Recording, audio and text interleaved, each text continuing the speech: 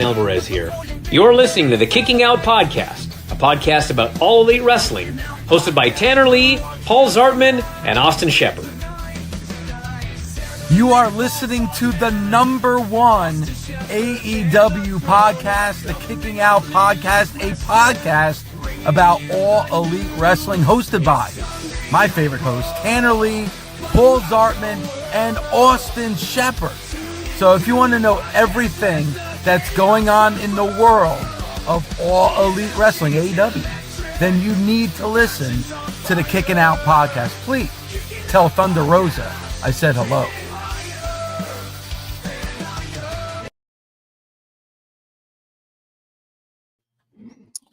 What is up, KOP Nation? It is Sunday night. It's September 28th, 2025. So you're listening to or watching a brand new episode of the Kicking Out Podcast, streaming live on the Kicking Out Podcast Facebook page and YouTube channel. Hit that like button, hit that follow button, hit that subscribe button. Make sure you're following us on your favorite audio podcast platform. If you're listening to this episode, and if that's on Apple Podcasts or Spotify, give us that 5-star rating and review. Just me tonight, just me doing a solo pod.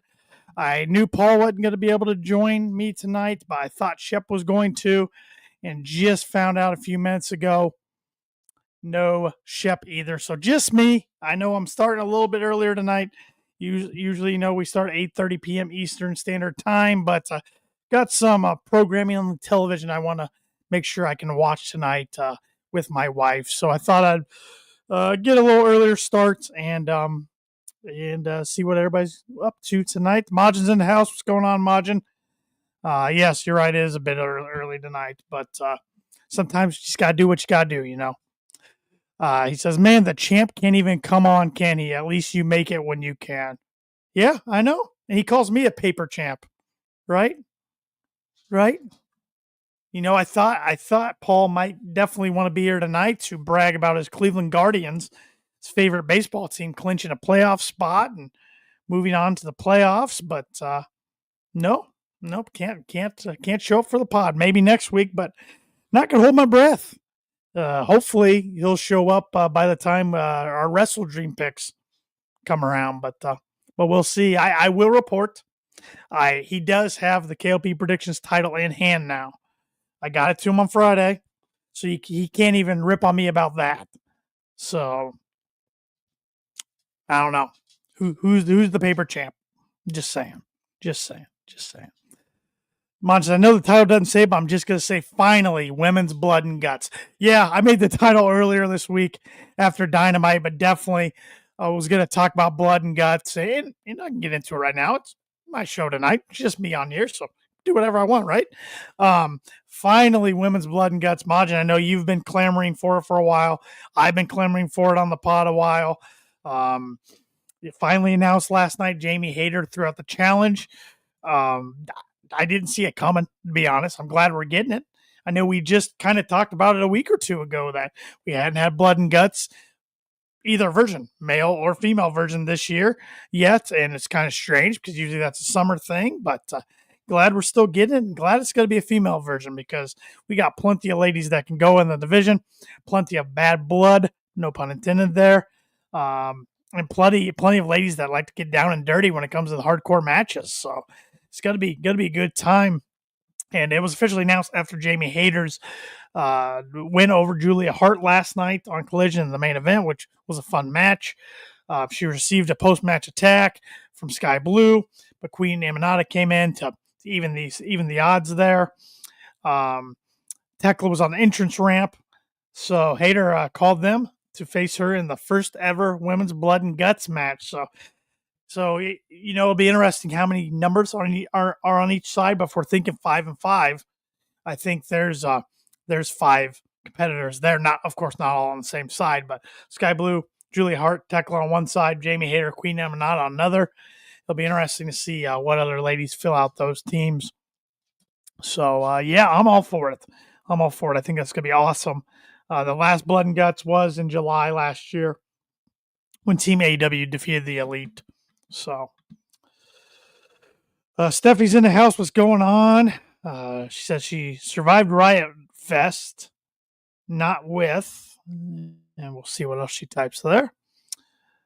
Majin thinks the face team will be Jamie Hayter, Queen Aminata, TJ, and Willow. Definitely see that. I think that makes a lot of sense. Heel would be Triangle of Madness, Megan Bang, and Penelope Ford. Makes a lot of sense too. And Steffi said she survived Riot Fest, but not without some scars. Battle wounds. Those are battle wounds, we'll call them. Good for storytelling going forward. So hope you had a good time. Or bruises. Yeah, that's probably expected though, right? Encountering some bruising when going to Riot Fest. But hope you had a good time. It looked like a heck of a lineup from what I saw. So it'll be interesting to see when and where this Blood and Guts takes place. If it's on a special episode of Dynamite or Collision, or if this is something they wait for a pay-per-view. That would be a first, so I got to think it's probably an episode of Dynamite. And Mon says, good long-term storytelling. Yes, bruises, scars, battle scars, absolutely. And, if you mosh pit it every day, Steffi,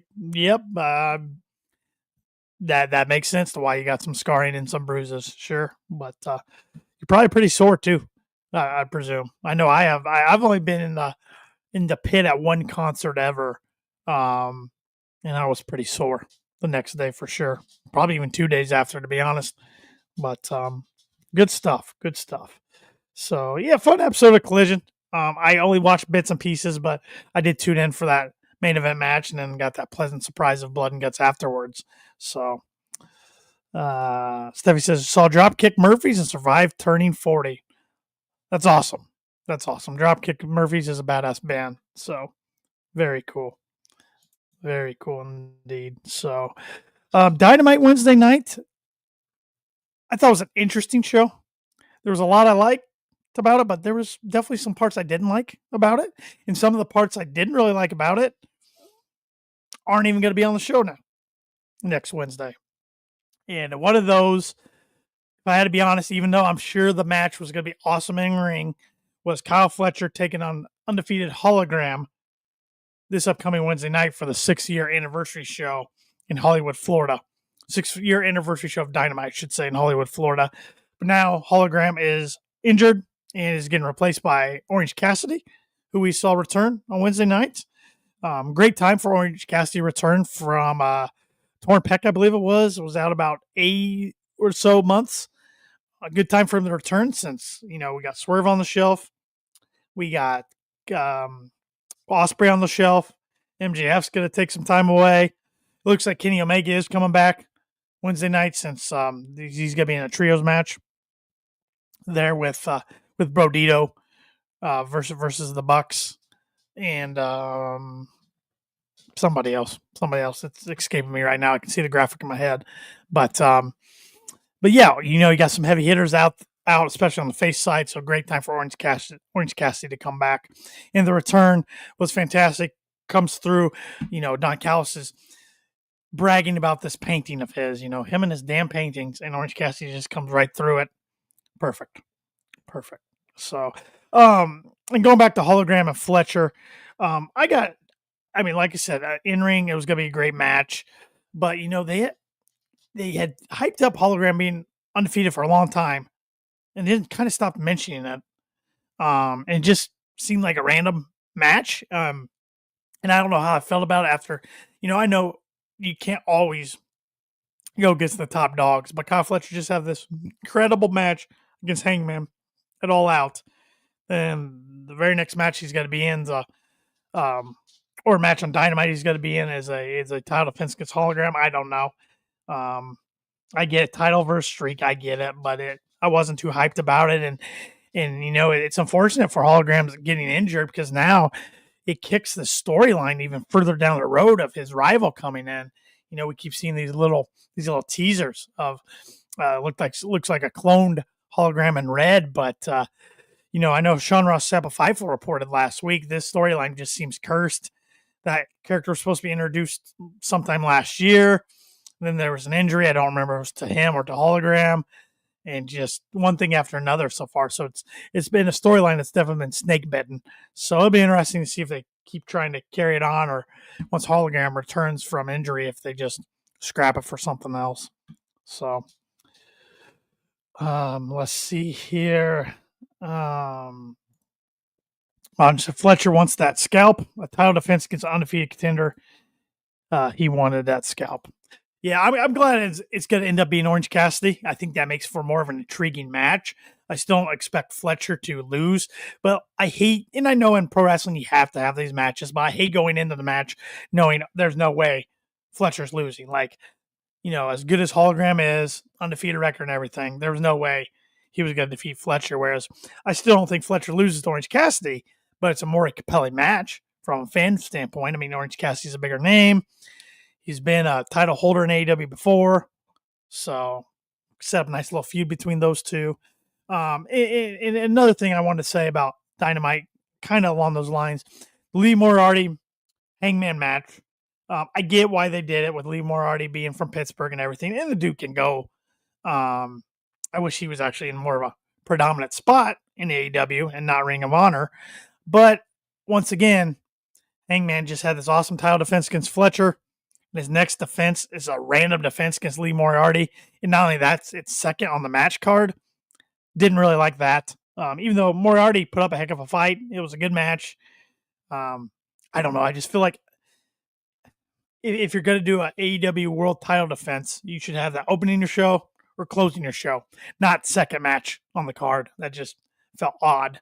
So, and especially with them giving Lee Moriarty a promo and everything, talking about being from Pittsburgh, yada, yada, yada.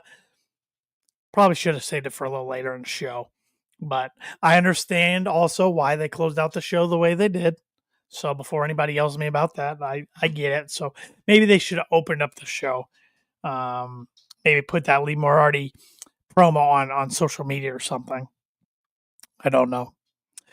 Martin said the clone reminds him of Jushin Liger, Thunder Liger, one in Japan where Jushin had an evil version called Super Liger. I'll have to check that out. I've never seen that before. So Super Liger had the shortest career possible, as he had like 2 or so matches before they just did away with the character.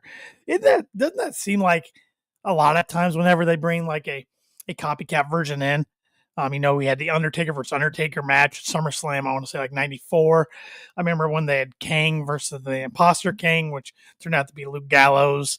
Seems like anytime there's imposter type characters or like a evil replica of the character, they don't seem to do well or last in a promotion very long. But we'll see. I'll be patient with this one since it hasn't even debuted yet, assuming it's still going to debut and give it a chance. But we'll see.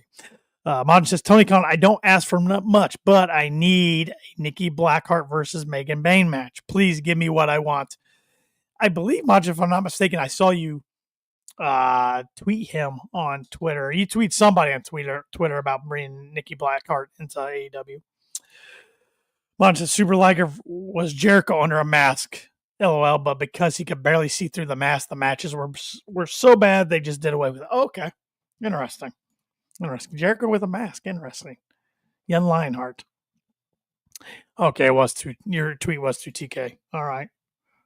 Hey, he listens to fans a lot of times, so you never know. Fingers crossed there. Fingers crossed. We saw Brody King and Bandito versus the Gates of Agony for the World Tag Team Championships open up the show. Brodito got the win. Good match, though. Good match. Yeah. I don't have much else to say. I mean, it was a good way to start the show. But once again, I would have probably put Hangman versus Lee Moriarty a way to start the show. But that was second on the card. And here's another. I'm trying not to shit all over the show. I'm really not. But FTR and Stokely come out to speak with Tony Schiavone. And Dax and Cash are getting booed out of the building. I mean, major heat on these guys, And then we see Willow come out. And rightfully so, major heat. I mean, last we saw before their appearance on Dynamite was all out. They spiked Beth Copeland, and handcuffed and took out Christian and handcuffed Cope to the ropes. And Stokely's on the mic. They're talking a lot about Adam and Christian, not apologizing for what they did to them. And then Willow's music hits. She makes her way down. She gets a pretty good promo on the mic. And Stokely makes a line of saying, "Isn't it past your bedtime, Willow?" Willow slaps Hathaway, but then Speedball and Kevin Knight, Jet Speed, come in and provide Willow with some backup. This might not be popular opinion, but I wish they would have got more heat on FTR. And FTR either kicks Willow in the stomach or maybe even performs a move on her, and then Jet Speed slides in, FTR slides out. That would have been nuclear heat. And you could have sent a message that, FTR in their heel form is just here to take no prisoners, beat up anybody, male or female, make them more dangerous. And instead, you had babyface Jet Speed come in there. And I like Jet Speed, don't get me wrong. I think they're very talented. They're fun to watch, but it doesn't really hype me up, this being their next feud after seeing them feud with Cope and Christian, an all-time tag team, if you know what I'm saying. Like, I think Jet Speed shows a lot of promise. I get Cope and Christian are going away for a little while, or at least Cope tells Christian, this isn't good for his family. He's got to leave and doesn't know when he'll be back, which, oh man, the IWC, the morons on the side of the IWC took that and ran wild with it, thinking there could be a possibility that Cope returns to WWE to face John Cena in one of John Cena's last 6 appearances. Hate to break it to you, but that's not happening. AEW and WWE don't play nice with each other, which they shouldn't with how they've treated one another. And so I see no working arrangement because, okay, even if Cope's contract was supposed to run up in October 2025, there's damn sure going to be injury time added to it. So I just had a chuckle about that. But all right, let me get the comments here. Martin says, Gates of Agony have really grown on me, and Khan has liked both my tweets about that too. Hey, anytime you can get a wrestler like in your social media, it can definitely change your opinion or make you grow faster on somebody or a team. At least in my personal case, it has. So, and Martin says, oh, come on, you can't hate this promo. Willow cut a damn good promo. Oh, Willow did good. I just think they could have capitalized on the heat better with FTR. Just my opinion, though. Imogen confirmed his deal is up October 26th. Yeah, he's not going anywhere. He's not going back to WWE. And I get why people were trying to stir that up or being hopeful, because he and John Cena had an unbelievable rivalry. That's one of the first guys I think of when I'm asked about John Cena's rivals is then Edge, now Adam Copeland. But yeah, he's not going back there. So we'll see what comes out of this, out of Jet Speed and FTR. It'll be interesting. So Don Callis family lost to the conglomeration, of course. Orange Cassidy returning. Wasn't gonna lose that match. So Claudio versus Powerhouse Hobbs, meat on meat match here. Claudio got the win. I would have liked to see Hobbs win this, but I get it. Pac appeared ringside, distracted Hobbs. I get it. After the match, you had Samoa Joe run down the ring, Wheeler Yuta, Daniel Garcia appear. But Hangman came to Hobbs and Joe's aid, so setting up, match there. So I get it, but I don't know. I really wish they would have taken a break from the Death Rider stuff, but Death Riders have more numbers than they ever have now, and probably as strong as they've ever have been. So, yeah, good point, Majin. Them paying tribute to each other didn't help either, with Cena doing the spear against Sami Zayn on SmackDown, and Cope doing the 5-knuckle shuffle and the attitude adjustment, which I still always want to call it the FU at All Out. MJF promo, yes, MJF cut a really good promo, basically saying he's lost his way a little bit, so he's going to take some time away, and when he returns, he's going to be the most dangerous version of himself. And what was beautiful about that was it was after All Out, he's sitting there in his bloody gear, just losing a tough tables and tacks match to Mark Briscoe. So I hate seeing MJF go at the same time, like I said earlier, when Ospreay's on the shelf, Swerve's on the shelf. Kenny's been on the shelf, but for just a little while, and Kenny's coming back Wednesday, thankfully. So many heavy hitters. But I get it. MJF still got to go on his honeymoon. The guy hadn't even taken his honeymoon yet. I mean, the guy's been a workhorse lately for the company. It's kind of funny. He went from a guy only wrestling a handful of matches a couple of years ago for AEW to being a workhorse and wrestling in CMLL and AEW and traveling all over the place for shows on short notice, or taking long flights on and not getting much rest, I should say. When he comes back, I definitely think he'll be the guy to take the title off Hangman. Now, when and where that happens, I'm not sure, but I think it'll be before the end of 2025. And speaking of that cheap little plug here, if you're interested in getting my opinion on who's going to be the next champion across the board of all the championships and all the champions in AEW, I just recorded a video and dropped it on our YouTube channel earlier this week, titled "Who's Next," and that's where I go through every current champion in AEW and I predict who's going to dethrone said current champion. So probably way off on that, but I had fun doing that. And if it gets good response, I plan to do those as a series throughout the rest of 2025. So after each pay-per-view, before the next pay-per-view, sometime during that month, I'll record. So the next one I'll do is after Wrestle Dream before Full Gear, and they'll do one after Full Gear before World's End. And if that goes well and people are enjoying those, I'll continue that in 2026 because I kind of had fun with that. I've seen other wrestling content creators do WWE ones out there in the YouTube world, but I've never seen anybody really do an AEW one. Or just an AEW focused one. So I thought I'd take a stab on it and had some fun with it. And maybe you'll agree with me on some, disagree with me on some. Maybe you won't agree with me at all. But I'd love for you guys to check that video out and drop a comment in the comments of on that YouTube video on who you think will be dethroning each champion. So, Majin, you got to do a video of your wife guessing themes or something. I was just talking to her about that the other day of coming up with an idea. So I've floated a couple out to her. So we just got to agree on one and agree on the time to do it. But she has agreed to come back on the channel eventually. Probably not doing anything like this, not joining me on the pod or doing anything live. But yeah, I'm pretty confident I can get her back on and do another fun bit of content. All right, let's catch up on some other comments here. Mine says, Death Riders have all those bodies that the only threat is Claudio. It's insane how mid they are. Yeah, I don't know. It's been this long. They're not clicking with me. I don't think they're going to click then if it's been this long.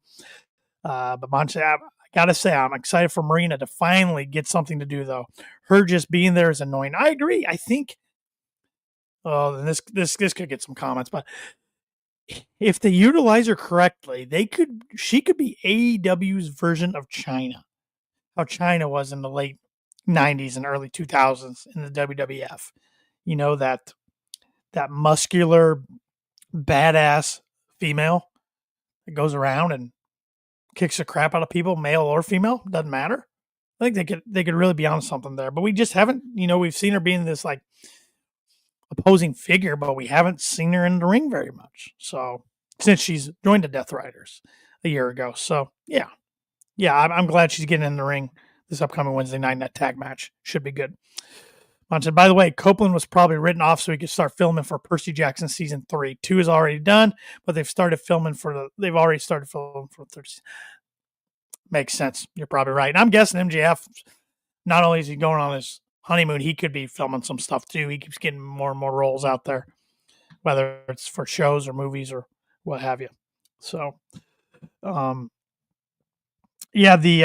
championship, the main event of Dynamite was Statlander, RA being a fighting champ, putting her championship on the line against Mina Shirakawa. This was a fun little match, but I was really intrigued what was going to happen after the match. Earlier in the night, we saw Statlander, Harley Cameron doing some backstage stuff, and Stat uses that same line that Moxley used before Daniel Garcia joined the Death Riders, so that got my eyebrows to go up a little bit. So after the match, after Stat successfully defended the championship against Mina, Wheeler Yuta, Harley Cameron came out, joined Stat in the ring to celebrate with her. Claudio, Daniel Garcia, Pac, Marina, Moxley all made the way to the ring. Statlander stared down Moxley. Wheeler, of course, hugging Statlander, and Statlander's looking irritated before Wheeler holds up her hand. She gives him a hug, and then clotheslines Yuta. Yuta looks stunned. She flips off Mox right to his face, then retreats to the crowd with Harley Cameron after Shafir tries to attack her. And then she goes up to the aisles and gives the double bird again to the Death Riders. And I had to use that as part of the thumbnail. Thought that was great. And then we see Darby Allin make his way to the ring with a flamethrower in hand. I want to know how much gasoline or propane or whatever that flamethrower was running on has in it, because good Lord, he had his finger on the trigger forever, just throwing flames out there. Challenges Mox to an I Quit match at Wrestle Dream. So, which that match will be insane. But I guess my one gripe is Darby just lost the coffin match. And then he lit Mox on fire, which I wish Mox was selling being burnt, even though he's in the body bag, being burnt a little more than he was, because he really wasn't selling it at all. What makes Darby have the ability to just challenge Mox again for an I Quit match? Or maybe he should have cut a better promo with it, or maybe they should have waited and he got, they could have still set up the match coming up on Dynamite, this past Dynamite, and he could have got beat down or something. And then being beat down, he could have grabbed a microphone and say, "You're going to have to kill me to make me quit. Therefore, I'm challenging you to I Quit match," something along those lines. I don't know. It just didn't really hit with me. Once again, I know the match on October 18th, St. Louis and at Wrestle Dream is going to be bonkers. Their coffin match was bonkers. These two guys are nuts. Don't get me wrong. I will enjoy the match. Just from a storytelling perspective, I think they could have done a little more setting it up. But yes, you're right. Her flipping off Mox did break him out of character there. Absolutely. I love Harley. Her being her just pops me constantly. Oh, she's entertaining. She's one of those talents to me in AEW. They can give anything with, and she'll make it. She'll find a way to make it work. I mean, she's got a lot of different things over in her couple years with the company, and she's lost a lot of people around her too. Saraya, every time she's partnered with somebody, something seems to happen. So no, she's good. She's really improved as a talent since day one, and she's come a long way in AEW. Hey, what's going on, Steven? Thanks for popping in and joining me this evening on my solo pod. You know how much I love doing these solo pods. No, I still have fun with it. You guys being here in the comments really helped me, because if I was just here talking to myself, it'd probably be a pretty short pod and a pretty boring pod. So the engagement really helps. And the last thing I wanted to discuss on Dynamite, I will take kudos for this, because I called it last week when I asked Shep what he thought Tony Khan's important announcement was going to be. And finally, Tony comes through with an actual important announcement that was hyped up. The introduction of AEW Women's World Tag Titles. These had been in the news for a while. We had known they were coming eventually. They had already been made. It was just, according to Tony Khan, when was the division going to be healthy enough to introduce them? Finally introducing them. Should begin a tournament for these. Majin had a great idea that he tweeted to me on Twitter the other night to come up with a bracket. So that's the one thing I'll work on this week, and hopefully come next week, hopefully they'll reveal a bracket in between time. So hopefully I can come up with a bracket, because I think I can come up. I'm assuming the bracket's going to be made up of 8 teams. I think I can come up with 8 teams. And I think it's going to be a lot of fun. I think it's great for the women's division. I know Shep was bitching last week saying, do we really need another title? I think the women's division needs these really bad. I mean, it's the division is deeper than it has been in a long time. And I like more of the focus on the women's division. I mean, what a week for the AEW women's division. Not only are they getting women's tag team titles, but the first ever women's blood and guts match. I'm all for it. I'm all for it. Modern says she's one who I'd take the title off Mercedes, to be honest, talking about Harley Cameron. Her being with Mercedes was the most entertaining Mercedes has ever been. If Harley is the one, it'll help her a ton too. Yeah, that would definitely strap a rocket to her. Absolutely. Absolutely would. So that's a good one.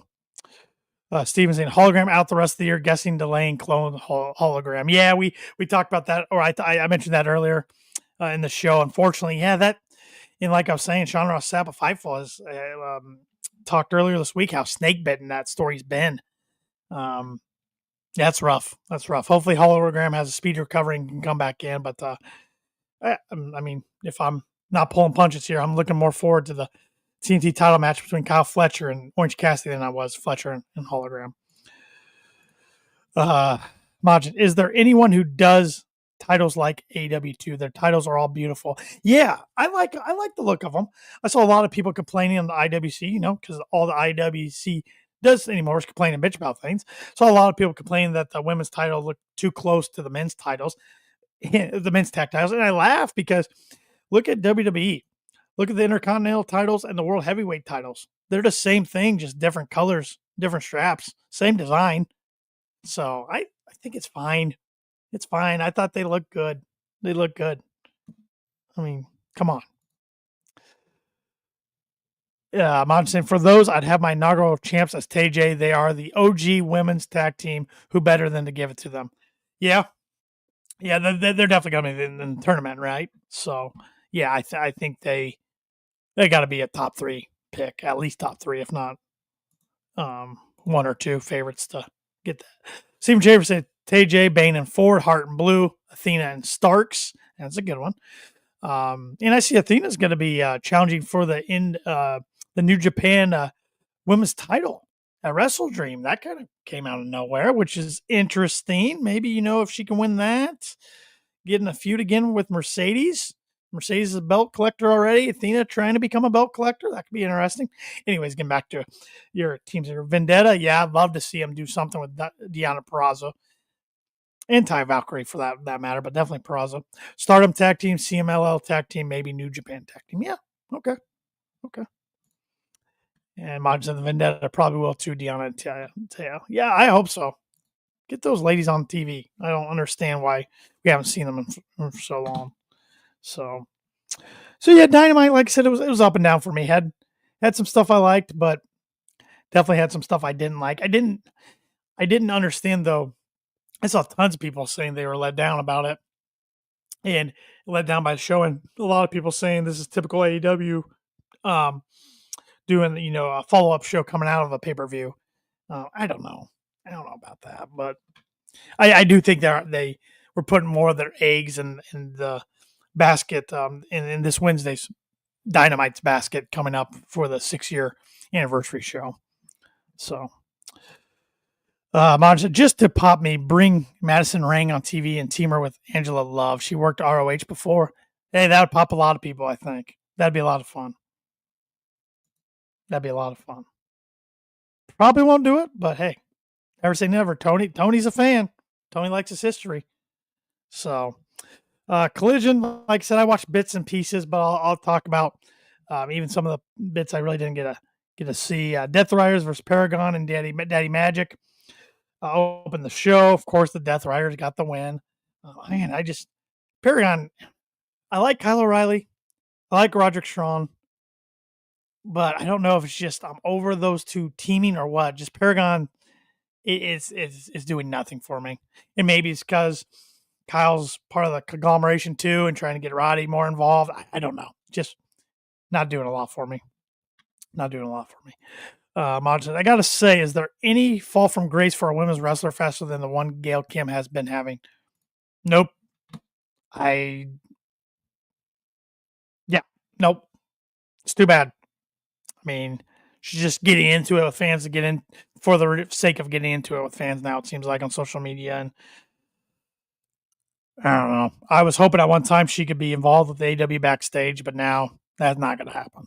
So I don't know. It's sad sometimes when you see former wrestlers just get into it with fans just for the sake of getting into it, or like former referees or former anybody that's been in the business really, and all they do is just get into it. Any fan base, WWE fans, AEW fans, wrestling fans in general. I mean, some of those people out there are just out there for clickbait and trying to get engagement and stir the pot. And she seems to be there right now. Yeah, so another thing on Collision that was fun. Ace Austin joined the Bang Bang Gang. I like that addition. Need some other members while Switchblade and Colton are out. And Ace Austin has history with Juice. And, of course, Ace Austin, Austin Gunn. Yeah, I'm fine with it. I think it's fun. Gives Ace Austin something to do. Sure. Why not? Kenny Omega called out Gail Kim on it. Yep. And I saw Kenny catching some flack, but also catching a lot of good graces, too, from fans for stepping up and saying something. So, yep. Modern said, funny you mentioned that. Apparently, she reached out to them. No reply. Interesting. Maybe Tony knew what she was like or had heard through the grapevines what she's like with the work with and didn't want to go there.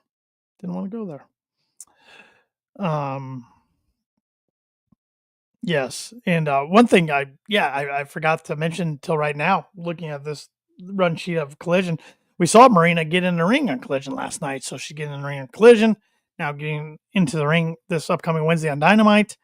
Majin, I think you are starting to get your wish. I think we're going to see her in action inside the ring a lot more. So I'm all for that.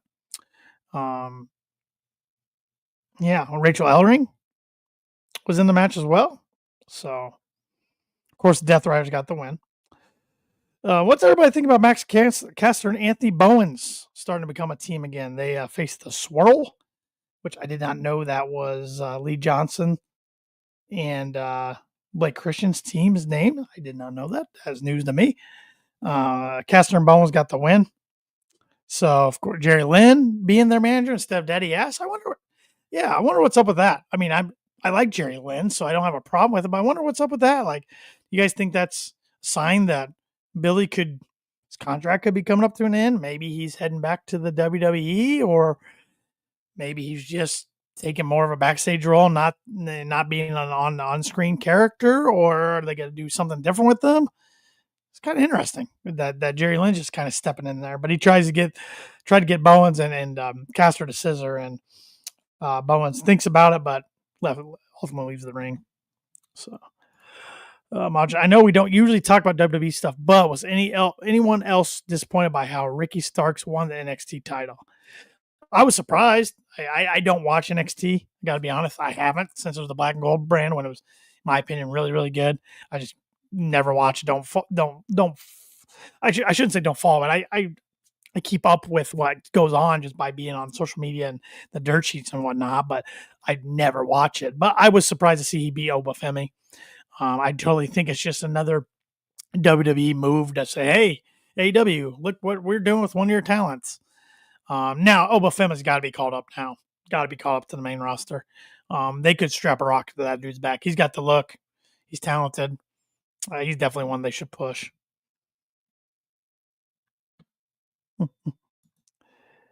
Hey, I'm just reading what it says here. They said versus the Swirl, so I don't know why they're called the Swirl.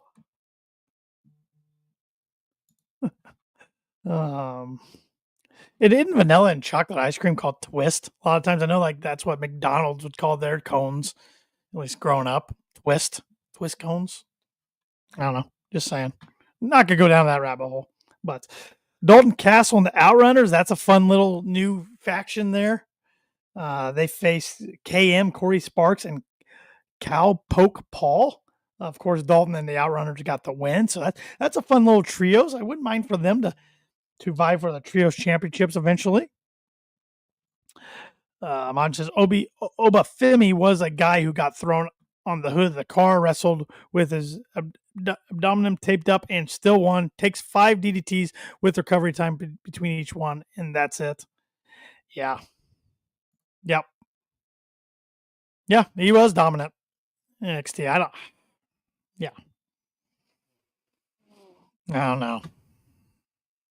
don't know. Sometimes what Triple H and HBK are doing over there makes me scratch my head. But We saw the return of Commander, faced Kyle Fletcher last night. Fun match from the highlights I saw. I did not get to see this match in its entirety, but fun match from what I saw. Of course, Fletcher got the win, but there was a crazy apron spot I saw that Commander hit on Fletcher. But I think it was a destroyer, if I'm not mistaken. So, Big Bill and Brian Keith versus Eddie Kingston and Hook. Eddie Kingston and Hook got the win. I've hinted at this on that YouTube video I was talking about that I did earlier with the Who's Next, but I think they're gonna give Eddie Kingston and Hook a nice push, the tag division, for sure. I don't know about you guys. I'm not digging Hook's newish. I know he had it earlier this year, newish music. I know he picked it out for himself, but I don't know. I liked his old theme music. I know it ran its course, and they, I don't know if they didn't have the rights to it anymore, or if it was just the fact he wanted to change. But I don't know. This doesn't do much for me, his music. But I like Hook being with Eddie. Something different for both guys, both New Yorkers, one from Yonkers, one from Queens. Mod said, I forgot to mention earlier, too. If MJF said he's going to return even more dangerous than he already has, what can he possibly do? He was already pretty crazy. That is true. I suppose, and I don't always like MJF being around factions, but maybe he can bring Hammerstone with him. They kind of teased that on MLW when MJF appeared on MLW a few weeks ago. So, I don't know, but other than that, I'm not sure. He's been a pretty dangerous heel for a while, so maybe that. Other than that, not sure. And Bishop Dyer, yeah, I'll be all aboard for Bishop coming in. I like Bishop. I've come to really appreciate him on Pro Wrestling Nation 24/7. I think he does a good job with his opinions on there, and he was always a talented guy in WWE, and I thought he did a lot with what he had to work with. Some of his character work that he was asked to work with was pretty poor in WWE, and I thought he did a pretty good job with it. Going back to Hook's music, since he uses the Hook signal, he should have some Batman sounding music. Yeah, see, I'd be all for that. Or something that's just more exciting and get you more hyped up when you see that H in the spotlight there. I don't know. And Jamie Hayter won a real fun match over Julia Hart.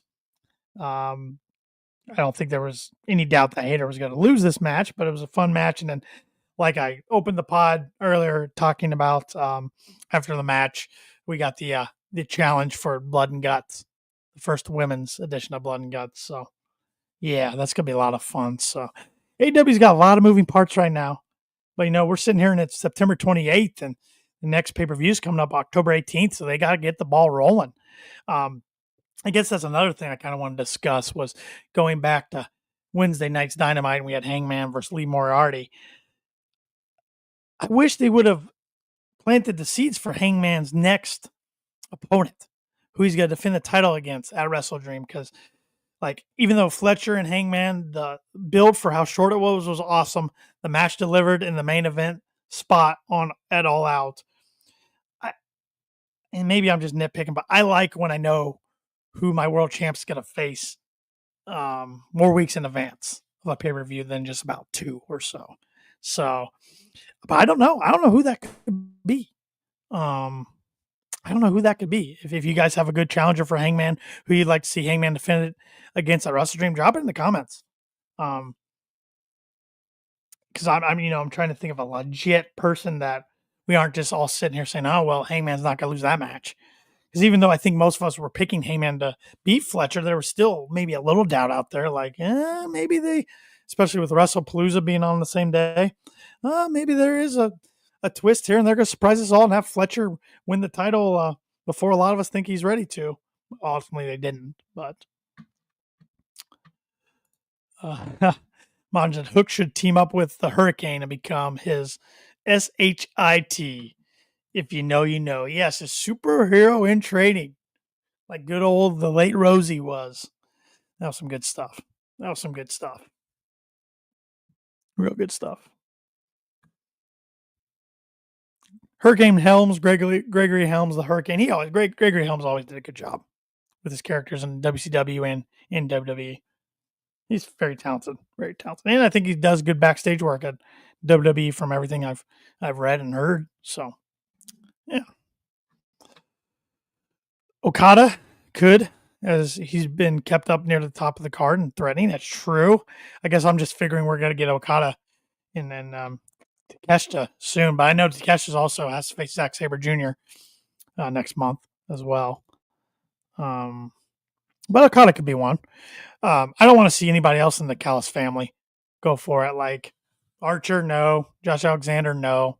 Hechicero, no. Oh God, could you imagine Don Callis in the intro? Hechicero's entrance if he was vying for the AEW World Championship.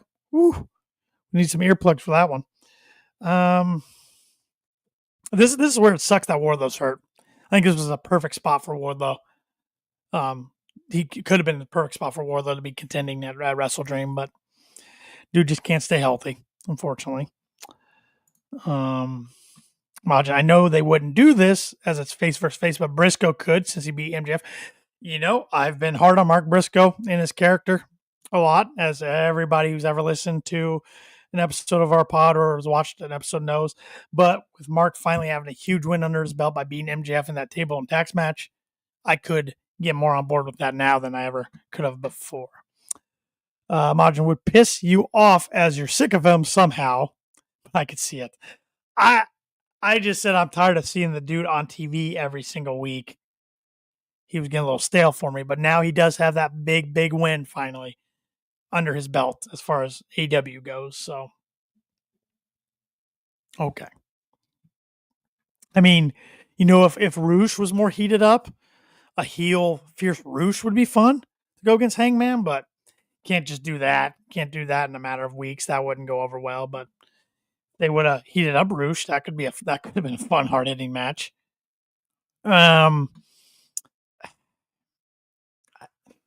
wouldn't like it, but I guess they could always pull Claudio or Pac from the Death Riders and do a one-on-one with Hangman. And we did see Hangman come down and help the Ops even out the numbers. So maybe that's the direction they go. You know, Hangman and Pac do have some history.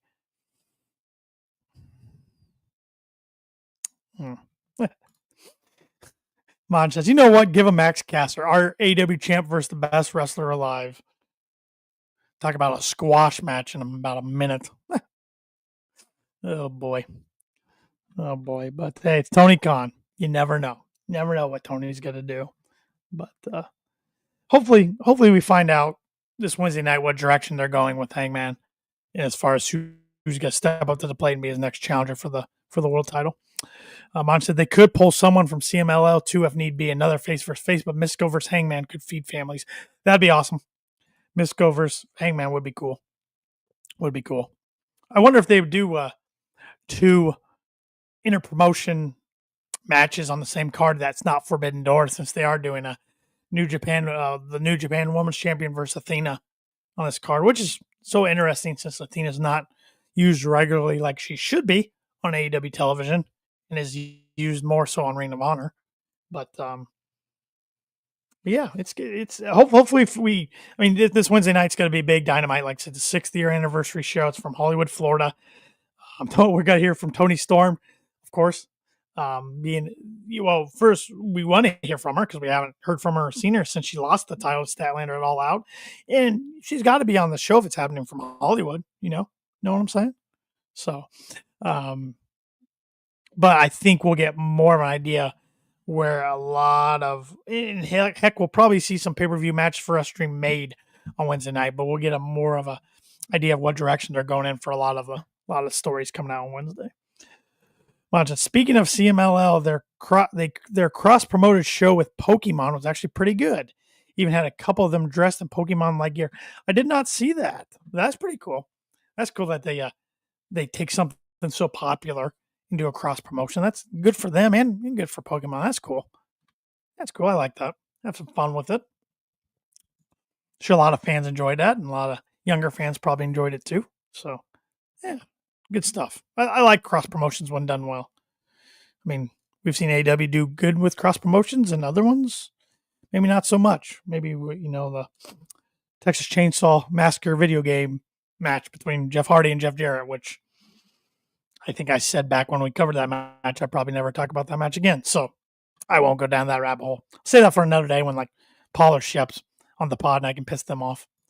So Monty, they did a cross-promoted show to help promote the new game coming out next month. See, that's a perfect way to do it. Not a crazy-ass match that has a Leatherface coming out and chasing Karen Jarrett around. God damn it. There we go again. I'm going down the rabbit hole, and I told myself I wasn't going to talk about that match again. So Iman said he actually enjoyed that match, but that was him. So I still look back on the Hardy's time in AEW and think what could have been, if Jeff didn't get that DUI and they got the tag straps. I mean, they're doing great work in TNA. Don't get me wrong. But I mean, and they had some moments in AEW, but I just wish that a run would have been better. It's just too bad it all went down like the way it did. So, Iman said, was better than when Terminator came out on WCW. That's true. WCW, early 90s WCW specifically did not do very well with a lot of cross promotions. A lot of them came off pretty corny and cheesy. Oh, RoboCop. You're right. RoboCop, not Terminator. I see in my head. I even saw RoboCop, but I didn't even pick. Yep. Sting was involved in that match. Well, yeah. RoboCop, not Terminator. Yeah, because the RoboCop movies were hot in the early 90s. So, all right. Well, I think I'm going to end this week's pod a little less than an hour tonight. Hopefully next week I won't be by myself doing another solo show, but if that's what it takes, I'll be here again. If I have to happen to do a solo show next week, I'm probably doing it earlier than the night when if I know I'm doing a solo show ahead of time on Sundays, I usually like to do them earlier during Sunday, but it is what it is. I mean, Shep had some family stuff come up late last minute, and that's no problem at all. So I said, I'll still get on and shoot the shit with everybody for a little bit. So that's what we did. It was fun. Thanks for Majin stopping by and Stephen Chambers and Steffi. Appreciate you like always. And if you haven't already, please follow the Kicking Out Podcast on all social media platforms. When I say all social media platforms, I'm talking about Facebook, YouTube, Twitter, Instagram, Blue Sky at Kicking Out Pod. Make sure you're liked and subscribed to our podcast on your favorite audio podcast platform. Even if you watch this show every week on Facebook or YouTube, I know you all probably listen to podcasts, and then it's probably on Apple Podcasts or Spotify. Give us that 5-star rating interview, and why not add us to your podcast library on there as well? It's just like YouTube. There's not a set number of podcasts you can be subscribed to or following, or a set number of YouTube channels you can be subscribed to. So, just do us the favor and do that. It's a free way to promote the show, and it really helps us out. We really appreciate it. You can follow us individually if you want on Twitter and Instagram. I'm at TannerLee92. Shep's at TheChef27, and Paul, that paper champion of ours, is at Paul Zarman87. And if you do want to support the show and look great doing so, you can buy some Kicking Out Podcast merch. You can do that 2 different places, kickingOutShop.com, and as well as Pro Wrestling Tees. On Pro Wrestling Tees, we got some t-shirts. Most of our t-shirts are only available that are on Pro Wrestling Tees, just there. They're only on Pro Wrestling Tees and not on KickingOutShop.com. But on KickingOutShop.com, we have more t-shirt designs over there. We got drinkware. We got hoodies. It's starting. Fall's rolling around. It is fall now. Colder weather is going to be coming in. Maybe where you live, you are in colder weather, so you want a new hoodie. KickingOutShop.com. We got it all there for you. So, like Majin said, don't follow Shep, follow the rest. Okay, I can support that. And Shep doesn't really use social media, but if you want to follow him, it is at TheChef27. So, thanks everybody for tuning in tonight, whether you're watching or listening. Appreciate the support, and we'll see you next week as we kick out yet another podcast. This is where I say goodbye and good night.